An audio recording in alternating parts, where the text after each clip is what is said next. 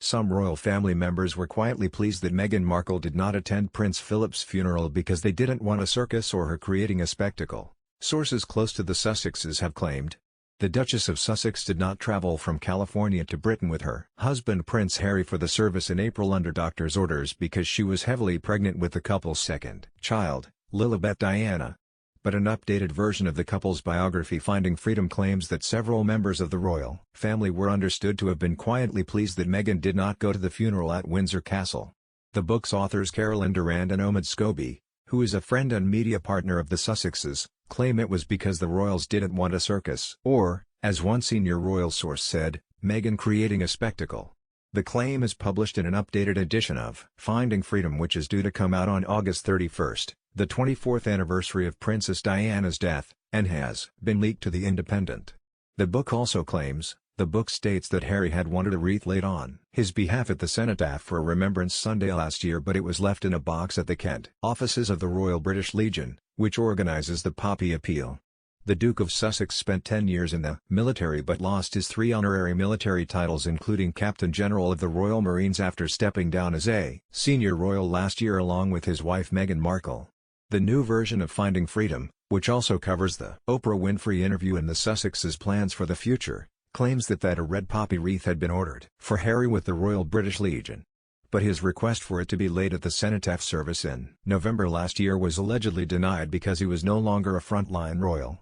The book adds, as the day came and went, Harry's gesture remained in its box at the charity's headquarters in Kent. A source said Harry was saddened and disappointed by the decision, adding, 10 years of service and a lifetime commitment to the military community and this is how it's been acknowledged by his family. Harry and Meghan were instead photographed during a private visit to the Los Angeles National Cemetery in California, where he laid a wreath.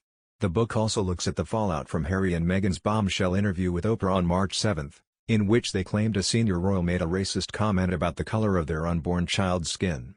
In the week after this aired, Prince William was asked during a visit to a school in East London by a reporter, "Is the royal family a racist family, sir?" William replied, "We're very much not a racist family." The book claims that William was understood to be furious that private family matters were being discussed in the public domain and is not likely to ever comment again on the claims made in the interview.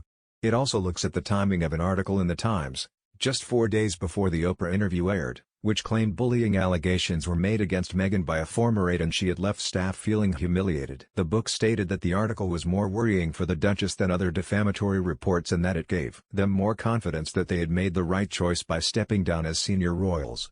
A friend of the couple told the authors, "It felt like certain individuals at the palace were doing their very best to undermine and discredit anything they worried the couple may or may not say during the interview." And the book also claimed that Harry and Meghan had a low-key second wedding anniversary in May 2020 when lockdown restrictions were imposed in California, and had a Mexican takeaway from a local restaurant. The Sussexes also spent the day at their mansion remembering their 2018 nuptials with people who had been involved in the ceremony and exchanged cotton-based gifts, as is traditional for second wedding anniversaries, according to The Independent. Buckingham Palace told Mail Online this morning that it would not be commenting on the book's claims. Last week, Mr. Scobie wrote back over his words after claiming Harry and Meghan believed the Queen failed to act on their accusations of racism. He writes in the updated book that the Sussexes took exception to the Queen's carefully worded response to their explosive Oprah interview. The monarch's statement that some recollections may vary led Harry and Meghan to believe senior royals had not taken accountability and full ownership of the racism claims, according to the forthcoming new edition.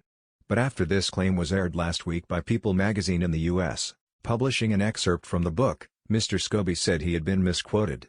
The co-author of the biography said his words had been twisted to imply criticism of the Queen, when they were actually targeted at the royal institution as a whole. Prince Harry thinks his brother Prince William is trapped in the royal family and doesn't know it, a royal expert has claimed. Royal commentator Richard Fitzwilliam said the Duke of Sussex grew up knowing he would have no defined role within the family, which led to him resenting not being taken seriously, despite all his military and charity work. He added that the royal's marriage to Meghan Markle undoubtedly changed him, but his rivalry with his brother long outdates his relationship with his wife. Harry, who now lives in an £11 million mansion in Montecito with his wife and their children Archie and Lilibet, recently announced he has been secretly working on a bombshell book for nearly a year. Speaking to Entertainment Daily, Mr. Fitzwilliam said, Many think that the fact that William grew up knowing he would one day be king and Harry had no defined role, led to rivalry between brothers who were considered inseparable. Harry's reputation was as the royal wild child for years. William's image was far more serious however he behaved. Some say Harry resented not being taken seriously, despite his military service and charitable work. Harry now believes he was trapped as a member of the royal family and that William currently is but doesn't know it. The rift between them, long reported and first confirmed in the ITV documentary about their South Africa trip, is public and serious. It was his marriage to Meghan which unquestionably changed him. He added that the Fab Four idea, that saw Harry and Meghan work with Prince William and Kate Middleton was a disaster. This is despite the fact that the claim was made about words released in the name of Her Majesty.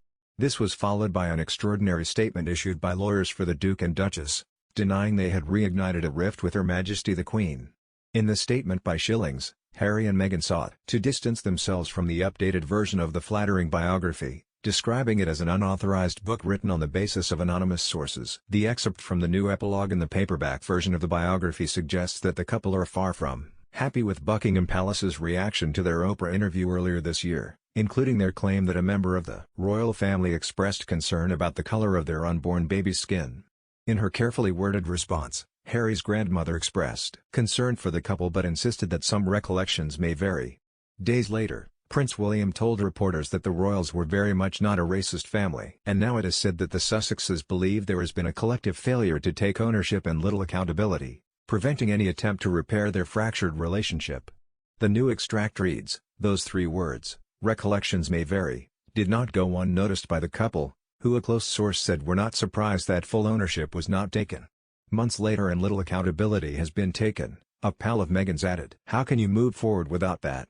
Last week the couple's lawyers in London said following reports about the offending quote that it was false and defamatory to claim our clients have reignited a rift with Her Majesty the Queen or to suggest or imply that our clients have made any statements to that effect. The inaccurate claim appears to be based on an excerpt from an epilogue to the unauthorized biography, Finding Freedom. It is disingenuous to suggest there has been some kind of new development on this topic. The book's co-author Mr. Scobie, who is widely seen as a cheerleader for the couple, also tried to pour oil on troubled waters and downplay the controversy. He tweeted, "Back at this rodeo and, predictably, words are already being twisted." The comments made by a source, a detail some outlets have purposefully ignored, was about a lack of ownership from the royal institution as a whole. There's no attack against the Queen anywhere in the book. But the quote in question refers directly to an extremely rare personal statement issued by Buckingham Palace on behalf of the Queen earlier this year.